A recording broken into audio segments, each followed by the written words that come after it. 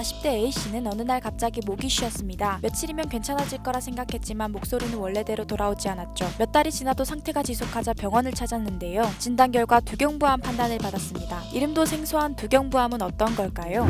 두경부는 머리와 목을 아울러 이르는 말인데요. 두경부암은 뇌와 안구에 발생하는 종양을 제외하고 코, 목, 입안, 후두, 인두, 침샘 및 갑상선 등에 발생하는 악성 종양입니다. 즉 먹고 숨쉬고 말하는 기관에 발생하는 종양이죠. 국내 두경부암 환자는 2019년 기준 약 24,000명으로 증가하는 추세입니다. 두경부암의 원인은 뭘까요? 흡연, 음주, 인유두종 바이러스 감염이 주요 원인으로 꼽히는데요. 우선 흡연자의 두경부암 발병 확률은 비흡연자보다 높습니다. 흡연 시 발암물질을 포함한 연기가 구강, 인두, 후두를 통해 폐로 들어가면서 노출되는 부위에 암이 발생할 위험이 높아지죠. 음주가 요인일 경우에는 주로 하인두와 후두부에 암이 발생하는데요. 흡연과 음주를 동반하면 암 발생 위험이 4배 이상 증가한다는 연구도 있습니다. 여성의 질환에 살면서 자궁 경부암을 일으키는 인유두종 바이러스도 두경부암의 원인으로 꼽히죠. 이 외에 위액 역류성 질환, 식도 질환, 방사선이나 자외선, 비타민이나 철의 결핍 등이 두경부암 발생을 증가시키는 것으로 알려져 있습니다. 두경부암에 걸리면 어떤 증상이 나타날까요? 종양이 생기는 부위에 따라 증상이 다른데요. 무강암의 경우 입술, 잇몸, 혀 등에서 덩어리가 느껴지고 피가 나거나 통증이 오래 지속됩니다. 귀 밑이나 목의 윗부분에 혹이 생기기도 하죠. 비인두암의 경우 목에 혹이 만져지고, 부인두, 하인두암의 경우 목구멍에서 통증이나 이물감이 있고 신목소리, 호흡곤란이 생길 수도 있습니다. 후두암은 목소리가 변화해 수주 또는 수개월에 걸쳐 변화가 심해지고 목구멍에서 이물감이 있고 목에서 혹이 만져집니다. 목소리가 변하거나 음식물을 삼키기 어려운 경우, 호흡이 곤란하거나 목에 이물감이 있으면 최대한 빨리 병원을 찾는 것이 좋은데요. 조기 발견 시 수술 또는 방사선 치료와 같은 단독 치료로 완치가 가능하기 때문입니다. 하지만 병이 상당히 진행됐다면 수술, 항암, 방사선 치료를 병행해야 합니다. 수술 후에 후유증이 너무 크다고 생각이 되면은 항암 치료와 방사선 치료를 동시에 하는